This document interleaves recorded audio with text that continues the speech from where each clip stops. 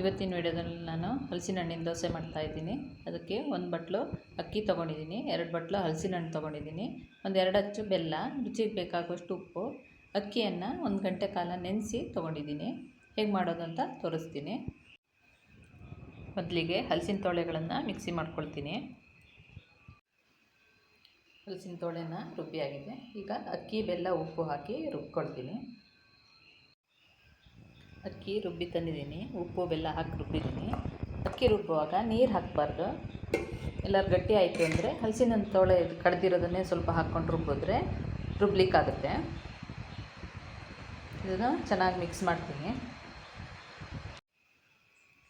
ಹಿಟ್ಟು ರೆಡಿಯಾಗಿದೆ, ದೋಸೆ ಮಾಡಿ ತೋರಿಸ್ತೀನಿ.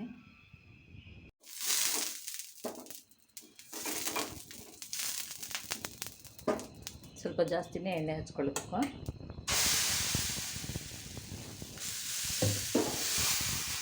ಒಂದು ಸೌಂಡಷ್ಟು ಹಿಟ್ಟು ಹಾಕ್ಕೊಂಡು ನಿಧಾನವಾಗಿ, ತುಂಬ ತೆಳ್ಳಗೆ ಮಾಡ್ಕೊಳ್ಬಾರ್ದು. ತೆಳ್ಳಗೆ ಮಾಡಿದ್ರೆ ಏಳೋದು ಸ್ವಲ್ಪ ಕಷ್ಟ ಆಗುತ್ತೆ.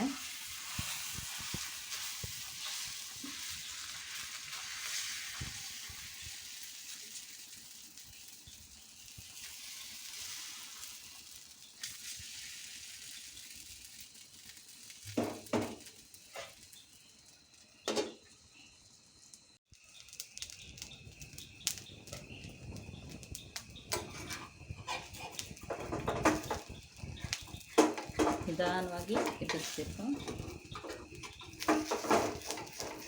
ಸ್ವೀಟ್ ಆದ್ದರಿಂದ ಹರಿದೋಗುತ್ತೆ. ತೊಳೆ ಜಾಸ್ತಿ ಇರೋದ್ರಿಂದ ಸ್ಮೂತ್ ಇರುತ್ತೆ.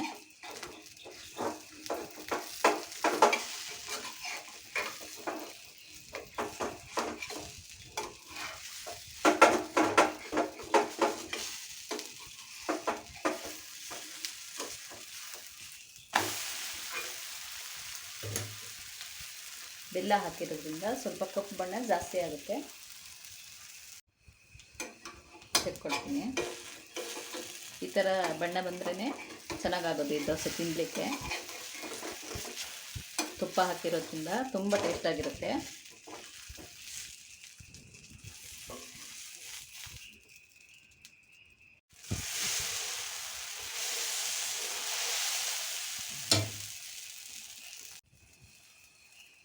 ಕೆಲವರು ಇದಕ್ಕೆ ಕಾಯಿ ಹಾಕಿನೂ ಮಾಡ್ತಾರೆ.